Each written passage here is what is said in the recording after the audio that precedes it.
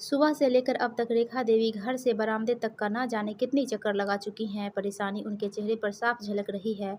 उनकी परेशानी का कारण है घर में साफ सफाई करने वाली कमला बाई, जिसके आने का निश्चित समय है सुबह के 7 बजे, लेकिन 9 बज चुके हैं और अभी तक वह आई नहीं है। अगर देर से आना था तो कल ही बता देती। रेखा देवी अपने आप में बड़बड़ाई। आराम की आदत पड़ जाए तो हाथ में गिलास लेकर पानी पीना भी कष्टदायी लगता है। उनकी समस्या यह है कि अगर बाई को डांट फटकार दिया जाए तो वह काम छोड़कर चली जाएगी और दूसरी बाई काम करने को तैयार नहीं होगी। ऐसे में तो काम चल ही नहीं सकता। जैसे जैसे घड़ी की सुई 9 से 10 की तरफ बढ़ रही थी, वैसे वैसे रेखा देवी का सब्र का बांध टूटता जा रहा था। वह बिस्तर पर लेटकर यही सोच रही थी कि कमला बाई की अनुपस्थिति में वह घर का पूरा काम कैसे कर पाएगी। किसी तरह हिम्मत जुटाकर वह काम करने के लिए उठी ही थी कि बाई आ गई। आते ही बाई ने कहा, आंटी जी, मैं कल से 10 दिन की छुट्टी पर रहूंगी। मेरे बेटे की शादी है। आप तब तक के लिए कोई और बाई ढूंढ लो। मैं कहाँ से ढूंढूं? तू ही कोई लगा के चली जाना। रेखा देवी ने असमर्थता जताई।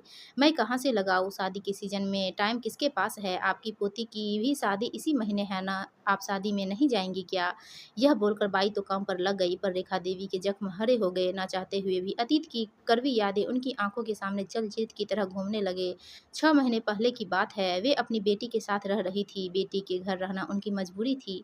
बेटे बहू के उदासीन व्यवहार से दुखी होकर ही रेखा देवी ने बेटी के घर रहने का फैसला किया था, पर वहां भी उन्हें बात बात पर उपेक्षा ही मिली। आए दिन उन्हें लेकर बेटी दामाद में तनाव की स्थिति उत्पन्न हो जाती। रेखा देवी अपनी वजह से अपनी बेटी का घर बर्बाद नहीं करना चाहती थी, इसलिए मन महसूस कर उन्होंने अपने बेटे के घर की ओर रुख किया। जैसे ही उन्होंने बेटे बहू के घर में कदम रखा, बहू के तलखी भरे स्वर उनके कानों में पड़े। क्यों बेटी के घर गुजारा नहीं हुआ? वे खून के घुट पीकर रह गई। मजबूरी न होती तो वे कभी यहाँ का रुख नहीं करती।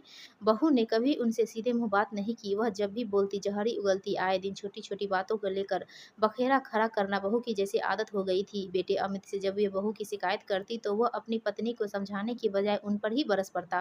रेखा देवी अंदर ही अंदर तिलमिला कर रह जाती। आखिरकार एक दिन बेटे ने दो टूक शब्दों में कह ही दिया, माँ, तुम जब से इस घर में आई हो कलह ही मचा रहता है।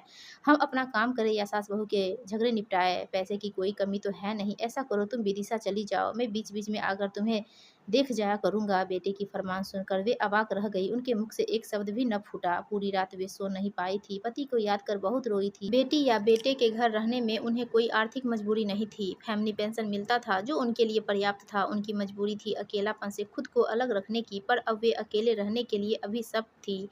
रेखा देवी अपने ख्यालों में इस कदर खोई हुई थी कि उन्हें पता ही नहीं चला कि बाई अपना काम निपटा कर जा चुकी थी। दूध वाले की आवाज़ सुनकर उनकी तांत्रा भंग हो गई थी।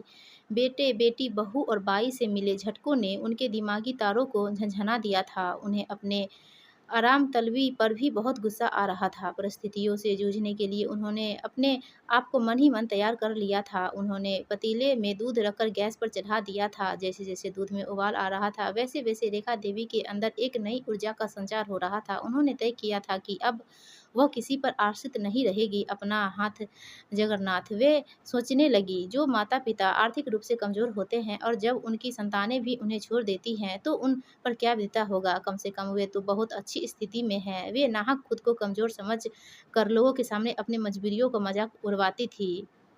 उन्हें यह एहसास हो गया था कि इंसान जीना चाहे तो राहें हजार है। दूध उबल कर गिरने लगा। तब वे अपनी सोच के दायरे से बाहर निकली। उन्होंने गैस बंद कर दिया और खाना बनाने की तैयारी करने लगी। अब तक उन्होंने यह फैसला कर लिया था कि वह अपने घर से कहीं बाहर नहीं जाएगी जब तक उनका शरीर चलेगा। किसी पर निर्भर नहीं रहेगी। बाकी सब ईश्वर पर छोड़ देगी। उनके चेहरे पर अब गजब का आत्मविश्वास चमकने लगा था। दोस्तों, आपको यह कहानी अच्छी लगी तो प्लीज़ हमारी वीडियो को लाइक कीजिए और चैनल को सब्सक्राइब